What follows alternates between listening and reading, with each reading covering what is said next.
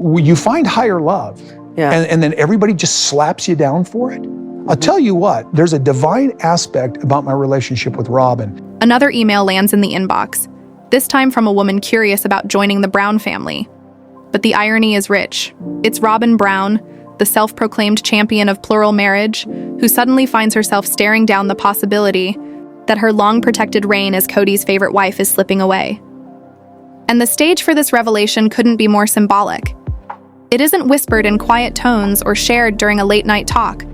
No, it unravels right beneath a towering 6-foot painting, an over-the-top portrait of Robyn and Kody's engagement kiss. A painting so extravagant, sources whisper it cost more than what many families earn in a year, north of $25,000, framed in gold, glimmering like a shrine. Let that number sink in. While Kody publicly cried poverty, fighting bitterly with his other wives over land deals, settlements, and every dime of Coyote Pass proceeds, behind the scenes he was secretly pouring thousands into what an artist proudly called a legacy piece. A declaration of eternal love splashed onto canvas, worth more than some families' entire vehicles. And now, Robyn sits beneath that very shrine as whispers spread that her husband is already entertaining the idea of courting new wives. It feels cruelly cinematic.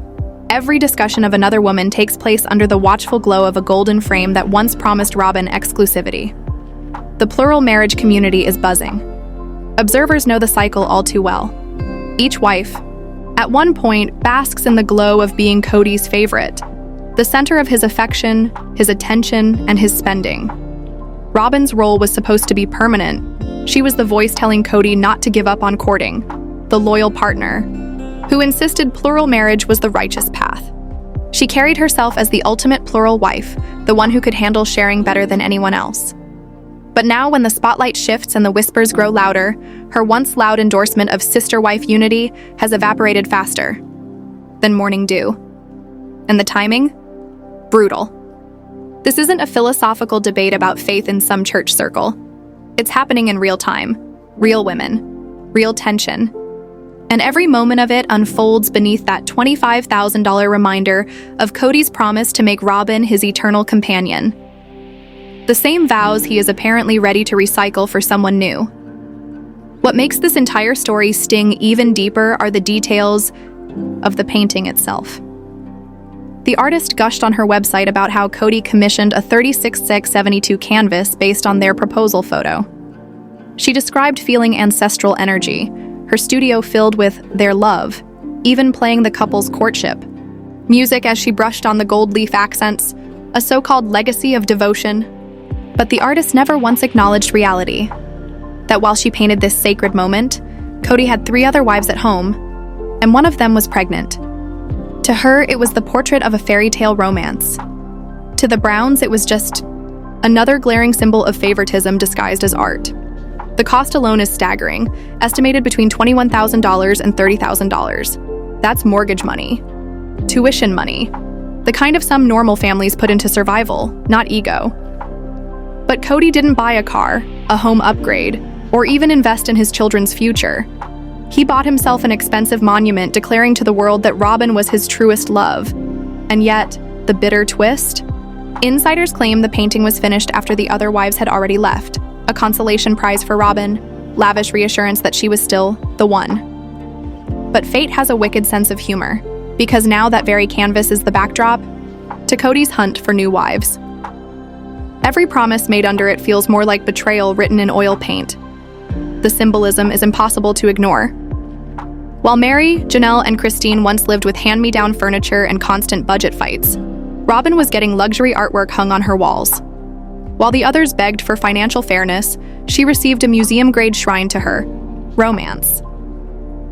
The disparity wasn't just emotional, it was immortalized in gold and paint.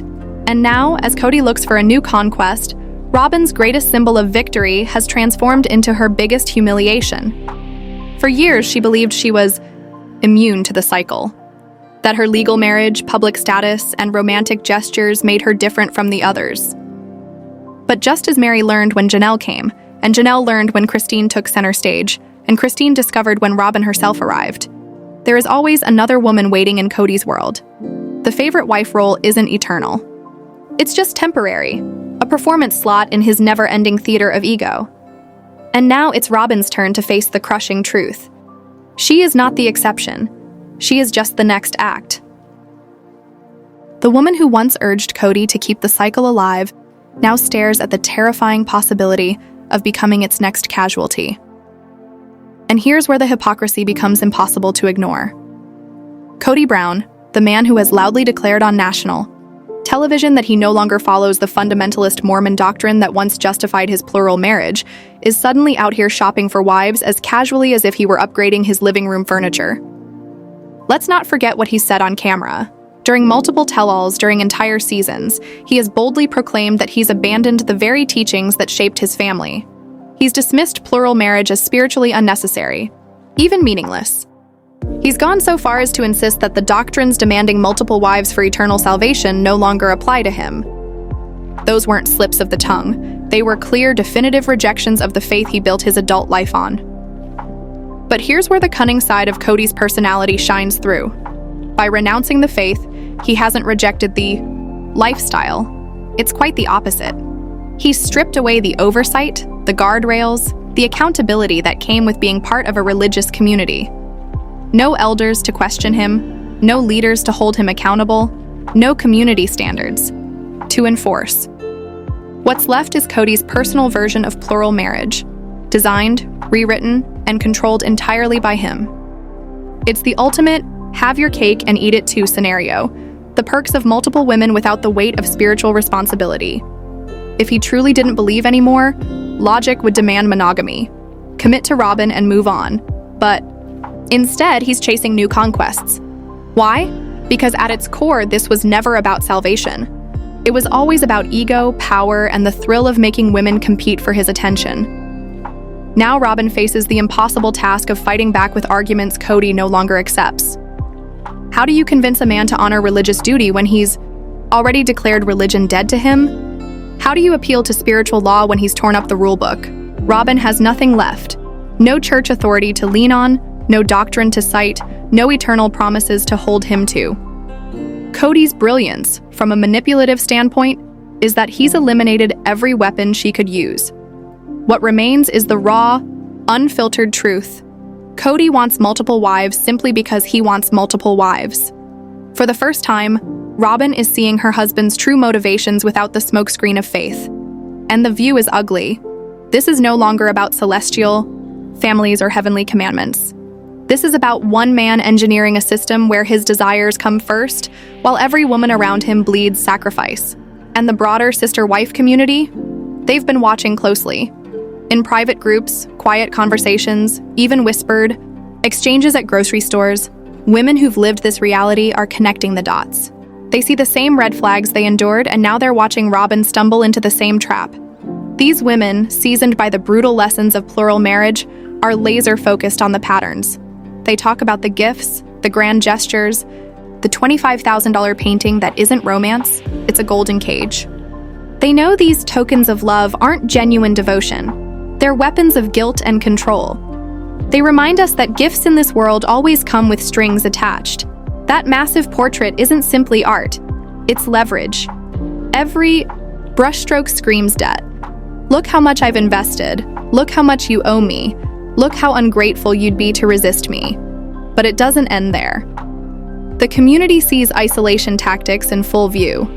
Robyn wasn't just a wife.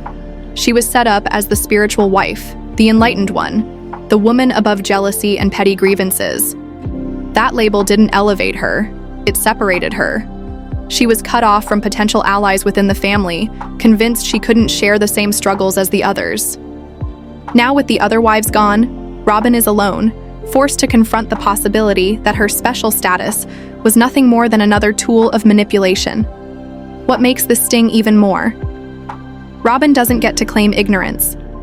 Unlike Mary, Janelle, and Christine, who walked into plural marriage under deep cultural conditioning, Robyn had a front row seat to watch it all crumble. She saw Kody's promises break, saw the tears, the betrayals, the replacements. And yet she convinced herself she was different.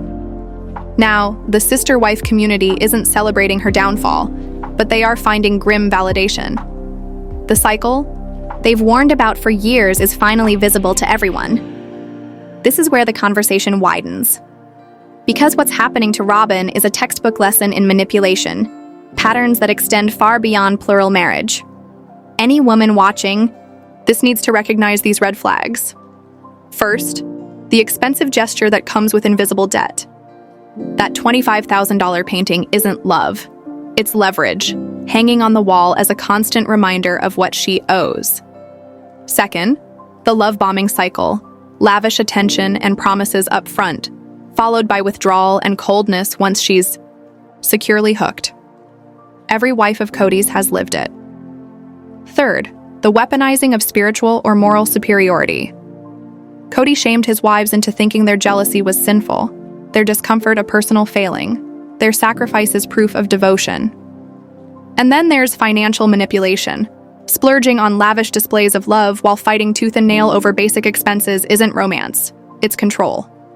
Finally, the most insidious tactic, isolation disguised as privilege, making you believe you're the chosen one while cutting you off from the people who could warn you. That was Robyn's crown, and it's beginning to crack. Watch out for partners who constantly edit the past and reinvent the rules to fit whatever they want right now. Kody's arc, from professed fundamentalist to a man who shrugs off the very doctrine that once justified his lifestyle, is Exhibit A. When someone can discard core beliefs without breaking stride, they're admitting those beliefs were never sacred principles. They were props, useful scripts to get what they wanted. And the last flashing red warning every woman should recognize is the never-ending promise of exclusivity that is always, always under threat. It's the illusion of safety with a built-in countdown, the painting that immortalizes Robyn and Kody's one-of-a-kind love story, even as he actively scans the horizon for new wives. The message couldn't be clearer: you're special until you're not. Your place is secure, provided you keep earning it with submission, gratitude, and silence. These patterns aren't exclusive to plural marriage or cloistered faiths. You'll find them in boardrooms, at family dinners, between friends, and in garden-variety romances. The skill is learning to trust your gut when your head is being dazzled, recognizing manipulation even when it's wrapped in ribbons and sold as love. What's happening outside the Brown household is remarkable. A ripple turning into a wave.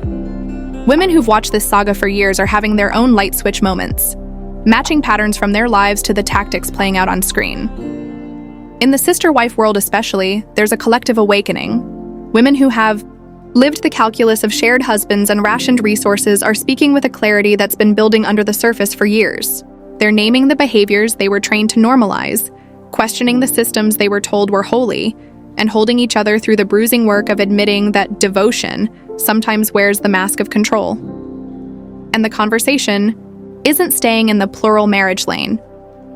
Women in conventional monogamous relationships are seeing themselves in Robyn's mirror, recognizing gifts that carried strings, isolation framed as special, and moral superiority used to excuse selfishness. What began as reality TV chatter has widened into a frank discourse about financial abuse and emotional coercion wherever they hide. Social platforms are functioning as pop-up support groups, hashtags and comments evolving into real exchanges about recognizing red flags, planning exits, rebuilding credit, and rebuilding self. Maybe the most powerful shift is generational. Women who swallowed decades of "this is just how it is" are reaching out to younger women who are learning to name patterns early and say no faster. Mothers are telling daughters how to trust discomfort, how to tell the difference between a gift and a leash, how to see that love doesn't require humiliation as proof. Even congregations with no connection to plural marriage are feeling the tremor. Women in conservative churches are quietly asking why submission has meant accepting treatment that shrinks their agency. They're re-examining marriages and community hierarchies with new eyes, measuring whether sacred language has been used as camouflage for harm. Therapists are hearing it too. Clients referencing Robyn's situation to name their own experiences with financial pressure and emotional fog. Visibility creates vocabulary. Vocabulary creates permission to seek help. And with that permission comes the most important distinction of all: the line between real love and possessive control. Real love invests in growth. Control invests in obligation. Real love doesn't demand expensive proof, doesn't require gratitude for basic respect, and doesn't lean on spiritual one-upmanship to justify selfishness. The ex-wives who already walked out, Mary, Janelle, Christine, are living counter-narratives to the myth that women can't thrive without the security of a patriarchal structure. Their stories are textbooks for exit and rebirth. How to untangle finances, how to divide property, how to build a circle that catches you when you step into daylight. Their success is proof of concept for anyone trapped in the same loop. And now to the numbers, the part too many people skip. That $25,000 painting isn't just pricey decor, it's an X-ray of how money becomes a weapon in a relationship where one person holds the purse and the power. 25 grand can be a reliable car, a down payment, a year of in-state tuition, an emergency cushion, retirement seed money, a dent in debt, the building blocks of stability. Instead, it became the world's most expensive pressure device, a daily gilded reminder of how much Robyn owes in gratitude and compliance. The timing is the tell. While Kody argued over every nickel with the other wives, pleading poverty, litigating settlements, stalling security, he funneled resources into a luxury shrine to his romance with the one wife who still played the role he wanted. The message wrote itself on the frame. Money can magically appear for gestures that polish his image, but not for practical independence that might loosen his grip. That's how financial manipulation works in the wild. Lavish. Spending on spectacle creates a narrative of generosity that can be wielded like a cudgel. Every time Robyn questions him, there's the canvas. Look what I sacrificed for us. It reframes legitimate boundaries as ingratitude. That's financial gaslighting at its peak. Redirect the budget from durable security to dramatic proof, then weaponize the proof. Even the artist's breathless write-up, ancestors whispering sacred love, legacy, and gold leaf, becomes another layer of myth-making. She thought she was documenting devotion. She was lacquer-coating a mechanism of control. And now, beneath that same monument, Kody floats the idea of new wives. The exclusive bond immortalized in oil becomes the backdrop for auditions. The eternal narrative melts the second it competes with novelty. And so we reach the fork in the road, the choice every favorite faces. Robyn can open the door to new wives and watch her protected status dissolve in real time. Or she can slam the door and reveal that her decade-long sermon about the beauty of sharing was a script that worked only when the spotlight loved her best. Either way, the mask slips. If she welcomes newcomers, she'll taste what Mary, Janelle, and Christine swallowed for years. The ache of watching attention pivot, the sermon that jealousy is a sin while your marriage thins to threads. If she refuses, she confirms that the theology was theater, the spiritual wife identity, a strategy, the magnanimity, conditional. Sources already whisper the panic is showing, the glassy stare of someone who finally understands the cost of being replaceable. It's easy to preach surrender when you're never asked to surrender anything. It's harder when the sacrifice is yours. What makes this especially brutal is Robyn's vantage point. She has watched the ending 3 times. She saw Mary cling to fragments, bargaining with ghosts. She saw Janelle do the math on practical partnership and realize numbers don't produce romance. She watched Christine choose dignity over waiting for crumbs. She knows Kody's skill at rewriting yesterday and sanctifying whatever he wants today. The painting that once felt like armor now feels like a countdown clock. The shrine that proved her permanence now frames conversations about her succession plan. And the most crushing realization of all? She played the role flawlessly. The spiritual confidant, the understanding sharer, the woman who could rise above, and it still wasn't enough to stop the algorithm of novelty. The audience that once booed her is split now. Some see poetic justice. Many see another woman caught in the same machinery, learning too late that the system devours its favorites first. Beyond the spectacle, something sturdier is forming. The wives who left are mapping exits other women can follow. How to separate finances, how to document patterns, which lawyers understand economic abuse, which friends become family when the papers are signed. Courts are slowly naming what used to hide in plain sight. That extravagant gifts chained to later control are economic abuse with a